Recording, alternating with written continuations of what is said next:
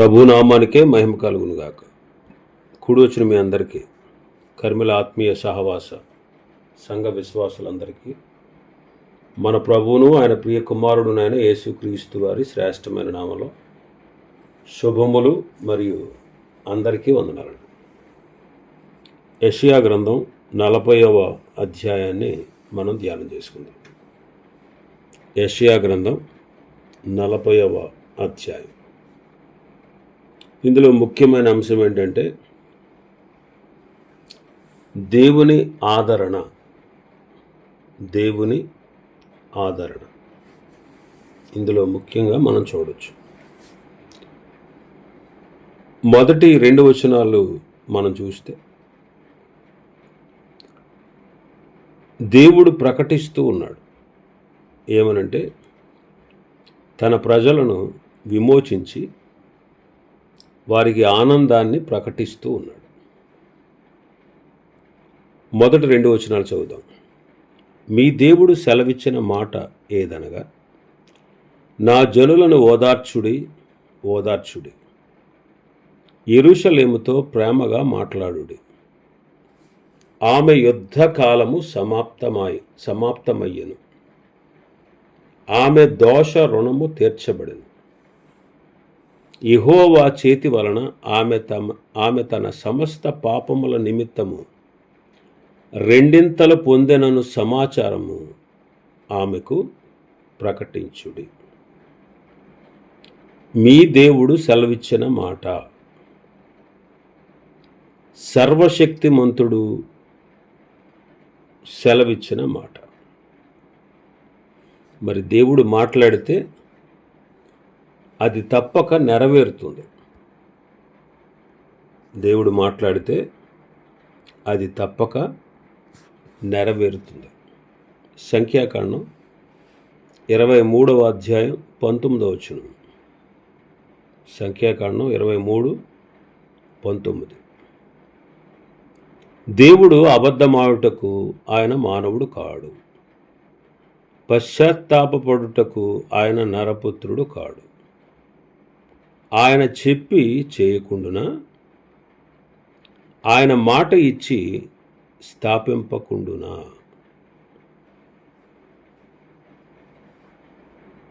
మాట్లాడితే ఆ మాట తప్పక నెరవేరుతుంది. మరి ఏమని మాట్లాడుతున్నారు ఆయన? నా జనులను ఓదార్చుడి. నా జనులు అంటే వారు నిబంధన జనులు. పరిశుద్ధ గ్రంథంలో తన ప్రజలు పాపం చేసినప్పుడు ప్రభు వీళ్ళ నా జనులు కారు అన్నాడు. పశ్చాత్తాపపడినప్పుడు వాళ్ళ మారు మనసు పొందినప్పుడు నా జనులు అని ఆయన పరిశుద్ధ గ్రంథంలో సెలవిస్తూ ఉన్నారు. హోషేయ గ్రంథం 1వ అధ్యాయం 9-10 వచనాలు. యెహోవా ప్రవక్తకు సెలవిచ్చినదేమనగా, మీరు నా జనులు కారు, నేను మీకు దేవుడినై ఉండను గనుక నా జనము కాదని లో అమ్మి అని ఇతనికి పేరు పెట్టు అంటాడు. ప్రవక్త యొక్క కుమారుడికి హోషేయకు వివాహం చేసుకోమన్నాడు. వ్యభిచారము చేసే స్త్రీని పెండ్లి చేసుకోమన్నాడు. పిల్లలు కలిగినప్పుడు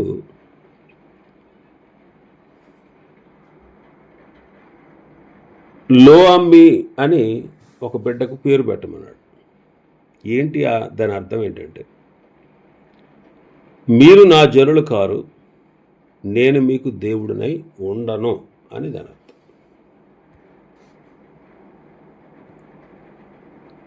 రెండవ అధ్యాయం 1వ వచనాన్ని మనం చూస్తే హోషేయ గ్రంథం, మీరు నా జనులని మీ సహోదరులతోనూ, జాలి నొందిన వారిని మీ స్వదేశీయులతోనూ చెప్పుడు.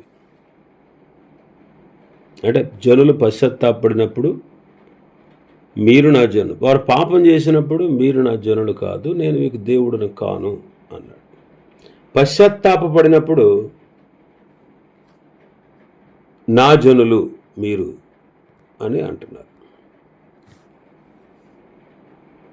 ఎందుకంటే వాళ్ళు పశ్చాత్తాపడినప్పుడు వారి మీద జాలిపడి, ఏ జనులతో అయితే మీరు నా జనము కాదని అన్నారో వారు పశ్చాత్తాపడినప్పుడు మీరే నా జనము.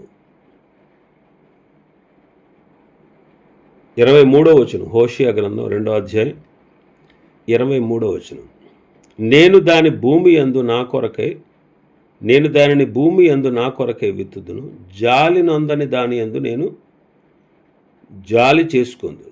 నా జనము కాని వారితో మీరే నా జనమని నేను చెప్పగా వారు నీవే మా దేవుడు అని అందురు. ఇదే యెహోవా వాక్కు అంటారు.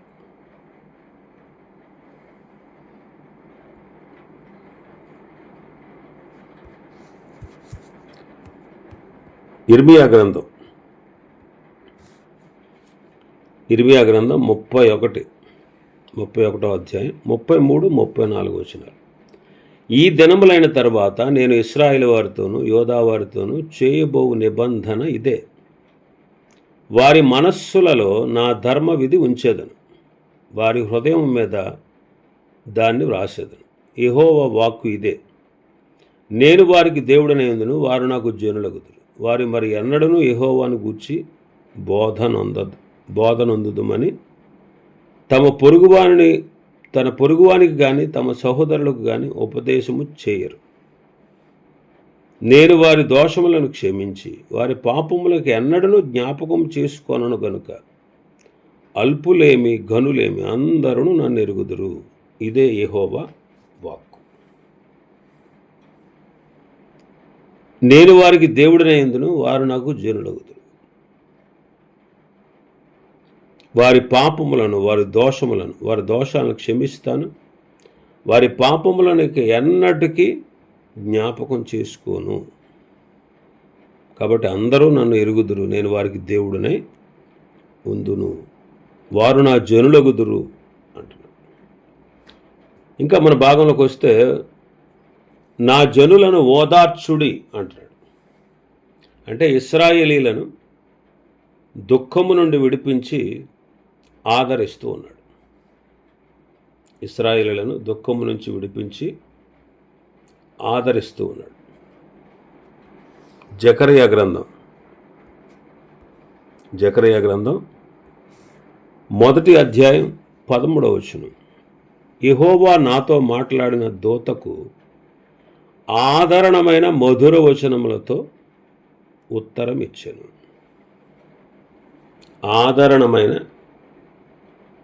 ఆదరణైన మధుర వచనములతో దేవుడు ఉత్తరం ఇచ్చాను అంటున్నాడు. మన దేవుడు సమస్తమైన ఆదరణ అనుగ్రహించు దేవుడు. కొరింథీయులకు రాసిన 2వ పత్రిక 1వ అధ్యాయం 3వ వచనాన్ని చదివితే, కనికరము చూపు తండ్రి, సమస్తమైన ఆదరణ అనుగ్రహించు దేవుడు, మన ప్రభువైన యేసుక్రీస్తు తండ్రి అయిన దేవుడు స్తుతింపబడునుగాక అంటున్నాడు. సమస్తమైన ఆదరణ అనుగ్రహించు దేవుడు.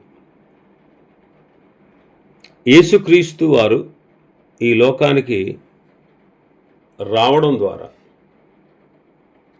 అటు యూదులకు ఇటు ఆయన సంఘమైనటువంటి మనకు కూడా ఆదరణ. మొదటిసారి వచ్చాడు ఆయన మానవుల రక్షణార్థమై సిలువలో తన కార్యాన్ని, తండ్రి అయిన దేవుడు నియమించినటువంటి కార్యాన్ని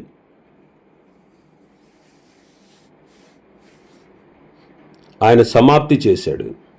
రెండవసారి రాబోతూ ఉన్నాడు సంఘాన్ని కలుసుకోవడానికి. యెరూషలేములో తాను యూదులైనటువంటి వారికి రక్షణ ఇచ్చి 1000 ఏండ్లు భూమి మీద పరిపాలన చేయడానికి ఆయన రాబోతున్నాడు. కాబట్టి యేసుక్రీస్తు ప్రభు రాకడ ద్వారా అటు యూదులకు ఇటు దేవుని సంఘమైన మనకు ఆదరణ. తెస్సలోనికీయులకు రాసిన మొదటి పత్రిక తెస్సలోనికీయులకు రాసిన మొదటి పత్రిక మొదటి అధ్యాయం 6వ వచనం నుంచి. తెస్సలోనికీయులకు రాసిన మొదటి పత్రిక మొదటి అధ్యాయం 6వ వచనం నుంచి. పరిశుద్ధాత్మ వలన కలుగు ఆనందముతో గొప్ప ఉపద్రవమందు మీరు వాక్యమును అంగీకరించి మమ్మును ప్రభువును పోలి నడుచుకుని వారైతిరి.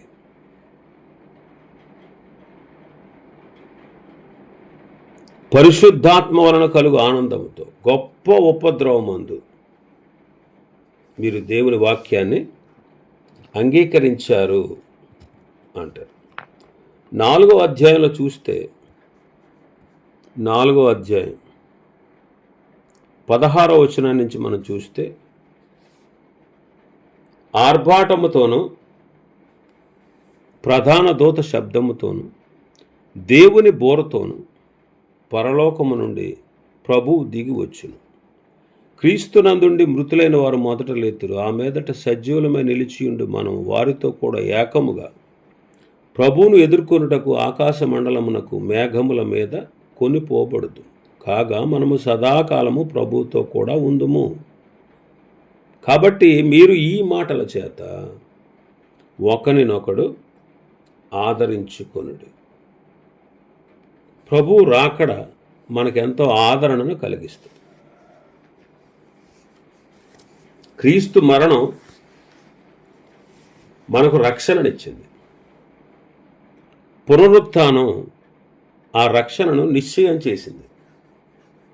ఆయన పునరుత్థానం శిష్యులకు అమితమైన ఆనందాన్ని కలిగించింది. ఆయన ఆరోహణం, ఆయన వెళ్ళిపోవడం ద్వారా మనకెంతో లాభం. ఏంటా లాభం? ఆయన వెళ్ళి ఆదరణకర్త అయిన పరిశుద్ధాత్మ దేవుణ్ణి ఈ భూలోకానికి పంపించారు. ఆదరణకర్త.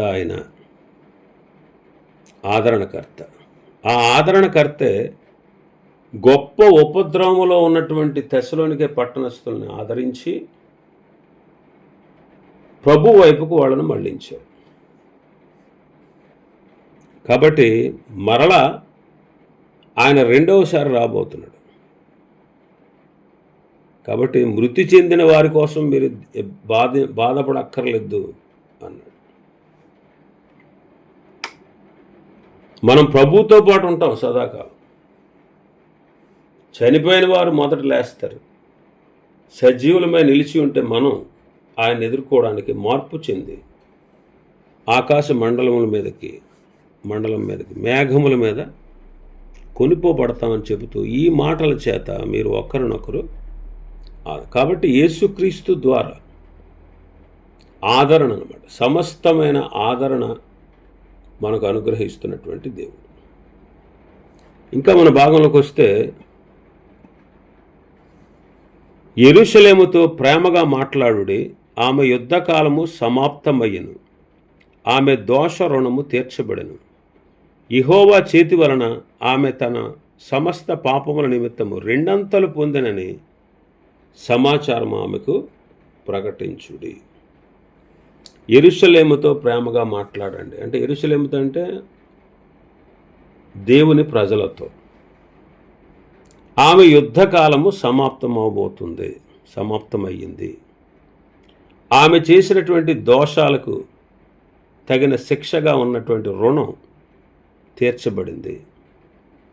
ఆమె సమస్త పాపముల నిమిత్తము రెండంతలుగా శిక్ష అనుభవించింది. ఈ సమాచారాన్ని ఆమెకు ప్రకటించండి అంటే యూదుల శ్రమలు ముగించబడబోతున్నాయి. వారు రెండంతలుగా శిక్ష అనుభవించారు.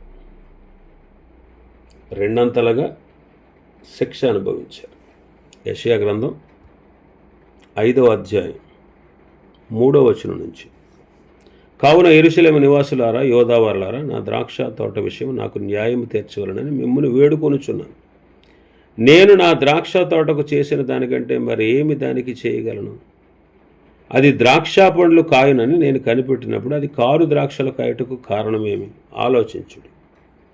నేను నా ద్రాక్ష తోటకు చేయబో కార్యమును మీకు తెలియజెప్పేదను. నేను అది మేసివేయబడినట్లు దాని కంచెను కొట్టివేసేదను. అది త్రొక్కబడినట్లు దాని గోడను పడగొట్టి దాన్ని పాడు చేసేది. అది శుద్ధి చేయబడదు, పారతో త్రవ్వబడదు. దానిలో గచ్చపొదలు బలరక్కసి చెట్లు బలిసిండును. దాని మీద వర్షింపవలదని మేఘమునకు ఆజ్ఞయించేది. ఇశ్రాయేలు వంశము సైన్యములకు అధిపతి యెహోవా ద్రాక్ష తోట, యోధా మనుషులు ఆయనకి ఇష్టమైనటువంటి వనము. మరి ఇశ్రాయేలుని గురించి, యోధా వారిని గురించి ప్రభు మాట్లాడుతూ ద్రాక్ష తోటతో పోలుస్తుంది. ఆయన ద్రాక్ష తోట వేశాడు. ఆయనకు ఒక ద్రాక్ష తోట ఉంది. అది ఎవరంటే ఇశ్రాయేలుడు.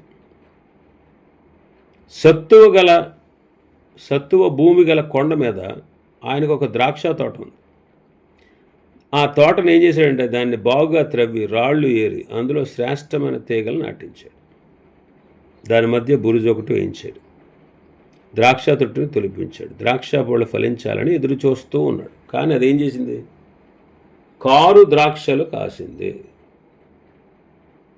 కారు ద్రాక్షలు కాసింది. మరి ఏం చేయాలి చెప్పండి అంటున్నాడు ఆయన. అందుకొరకు ఆ ద్రాక్ష తోటకు ఏం చేశాడంటే ఆయన అది మేసివేయబడేటట్లు కంచి తీసేశాడు. అది త్రొక్కబడినట్లు దాని గోడలను పడగొట్టి దాన్ని పాడు చేశాడు. మరి చూడండి, దేవుని ప్రజలున్న దేశం ఇజ్రాయెల్ దేశం, దానిని దేవుడు పాడు చేశాడు. దాని గోడలు పడగొట్టాడు. అన్ని జనుల చేత త్రొక్కబడేటట్లుగా చేశాడు. అన్ని జనులు దానిని వశపరుచుకునేటట్లుగా చేశాడు.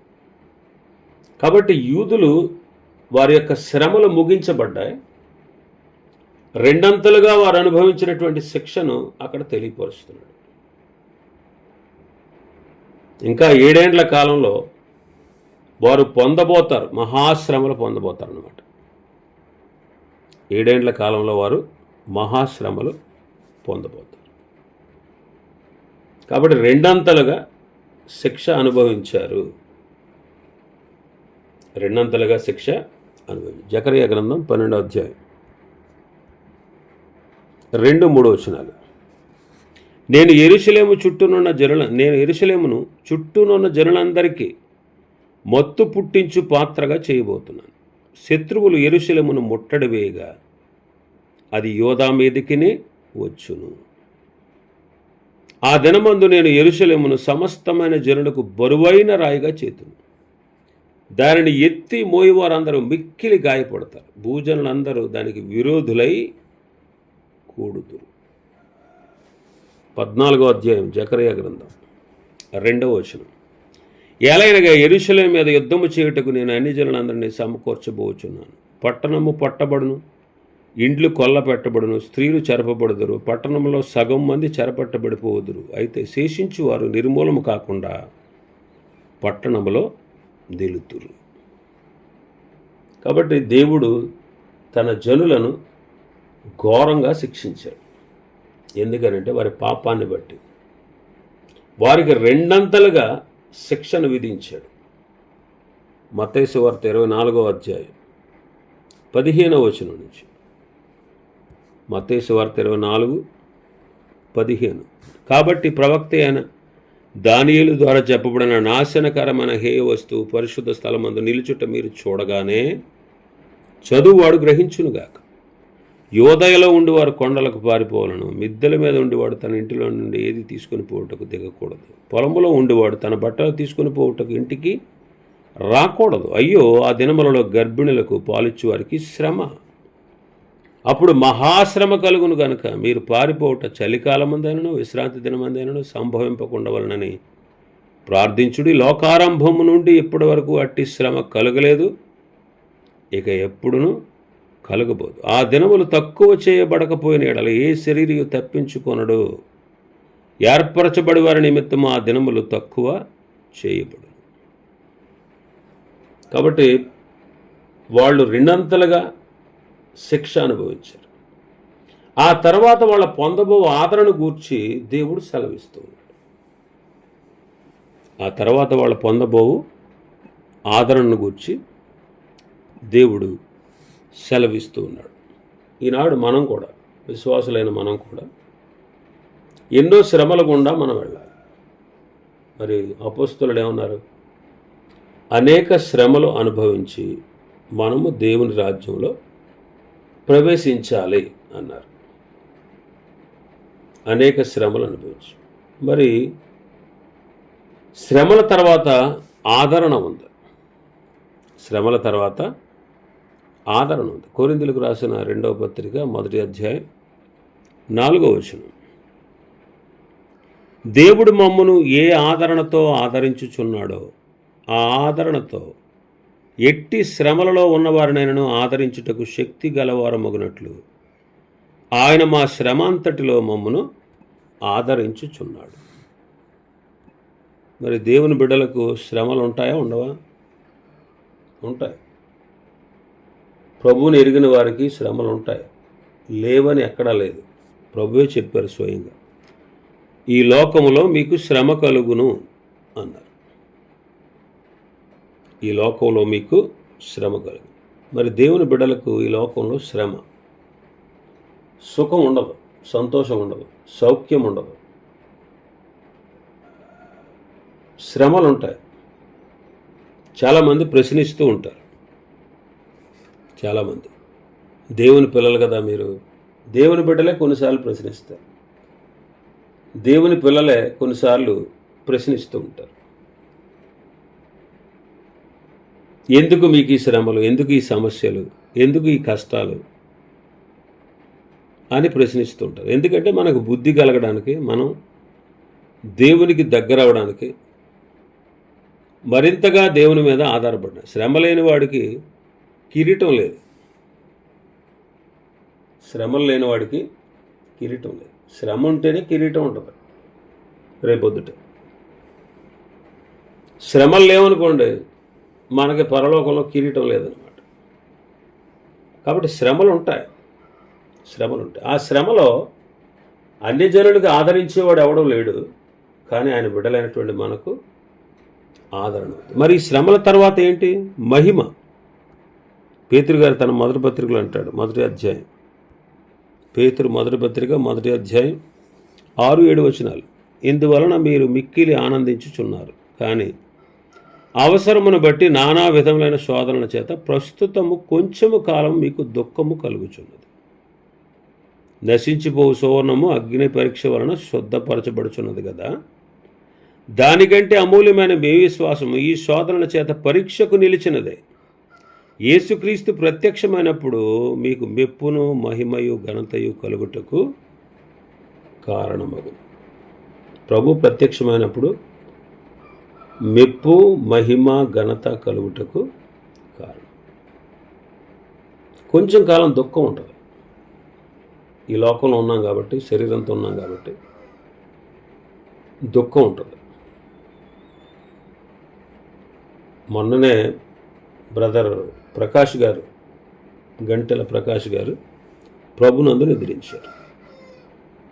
ఆయన గురించి చెప్పబడిన మాట ఏంటంటే, 25 సంవత్సరాల నుంచి ఆయన కిడ్నీ ప్రాబ్లంతో బాధపడుతున్నాడంట. 25 సంవత్సరాల నుంచి, 25 సంవత్సరాలుగా ఆయన కిడ్నీ పేషెంట్ అనమాట. కిడ్నీలో ఇబ్బందితో బాధపడుతున్నాడు. ఎప్పుడు కూడా ముఖాన చిరునవ్వుతోనే దేవుని యొక్క వాక్యాన్ని ఆయన అందించారు, సత్యాన్ని ప్రకటించారు. 25 సంవత్సరాలు బాధ ఎప్పుడు కూడా వ్యక్తపరచలేదు. అలాగే కొంతమంది భక్తులు, చాలామంది భక్తులు, వాళ్ళ వెనక ఎంతో శ్రమ ఉంది, శారీరక శ్రమ, బాధ ఉంది, కష్టం ఉంది, వేదన ఉంది, శ్రమ ఉంది. నేను అనుకుంటాను అందుకు కాబట్టే వాళ్ళు అంత బలంగా పనిచేయగలిగారు అనిపిస్తుంది. అందువల్లే దేవుని కృప పొందుకుని, దేవుని ద్వారా బలం పొంది వారు గొప్ప పరిచర్య చేయగలిగారు. వెనక పైకి భక్తులని పేరుగాంచిన వారందరూ కూడా పరిశుద్ధ గ్రంథంలోనేంటి, ఇప్పుడు మనం చూస్తున్నటువంటి ఈ పరిస్థితుల్లోనేంటి, ప్రతి ఒక్కరికి వెనక ఎంతో శ్రమ ఉంది. ఎందుకనే? ఆయన మనకు తండ్రిలాగా మనల్ని శిక్షించి సరిచేస్తాడు. ఆయన మనకు తండ్రిలాగా మనల్ని శిక్షించి సరిచేస్తాడు. ఎందుకంటే ఆయన మనకు తండ్రి. అందుకే హెబ్రీ పత్రికలో అంటాడు, హెబ్రీ పత్రిక రాసిన గ్రంథకర్త 12వ అధ్యాయం 6వ వచనం అంటారు, నా కుమారుడా, ప్రభు చేయు శిక్షను తృణీకరించుకు, ఆయన నేను గద్దించినప్పుడు విసుగకుము. ప్రభు తాను ప్రేమించు వానిని శిక్షించి తాను స్వీకరించు ప్రతి కుమారుని దండించు అని కుమారునితో సంభాషించినట్లు మీతో సంభాషించు. ఆయన హెచ్చరికను మీరు మర్చిపోయారేమో అంటాడు. కాబట్టి తాను ప్రేమించు వారిని ఆయన ఏం చేస్తాడు? శిక్షిస్తాడు. తాను స్వీకరించు ప్రతి కుమారుణ్ణి దండిస్తాడు, శిక్షిస్తాడు, దండిస్తాడు. కాబట్టి ఆయన శిక్షను మనం ఎప్పుడు తృణీకరించకూడదు. అలాగే యెరూషలేమును శిక్షించాడు, దండించాడు. వాళ్ళకి ఇప్పుడు ఆదరణ అంటున్నాడు. రెండంతలుగా మీకు నష్టం జరిగింది, శిక్ష అనుభవించారు. అయితే నేను మిమ్మల్ని ఆదరిస్తున్నాను. ఈ మాట యెరూషలేముకు చెప్పండి, ఈ మాట నా జనులకు తెలియజేయండి అని ప్రభు సెలవిస్తాడు. కాబట్టి శ్రమల్లో దేవుడు మనల్ని విడిచిపెట్టేస్తాడా అంటే విడబడు. శ్రమల్లోనే మనకు మరింత సమీపంగా ఉంటాడు. శ్రమల్లోనే ఆయన మనకు మరింత సమీపంగా ఉంటాడు. ఎప్పుడైతే సమీపంగా ఉన్నాడో మనం ఆయన ద్వారా బలం పొందుతాం, ఆయన పని చేయగలుగుతాం. రాబోయే దినాల్లో ప్రభు ఎదుట నిలిచినప్పుడు ఆయన ఇచ్చేటువంటి బహుమానాన్ని, ఆయన ఇచ్చేటువంటి ప్రశంసను మనం అందుకోగలుగుతాం. ఇంకా చాలా విషయాలు ఉన్నాయి ఈ అధ్యాయంలో. ప్రభు చిత్తమైతే రేపటి దినం మరికొన్ని విషయాలు ధ్యానం చేసుకుందాం. దేవుడి వర్తమాన వాక్యాన్ని మన వినికిడిలో ఆశీర్వదించును గాక. ఆమేన్. ప్రార్థన చేసుకుందాం.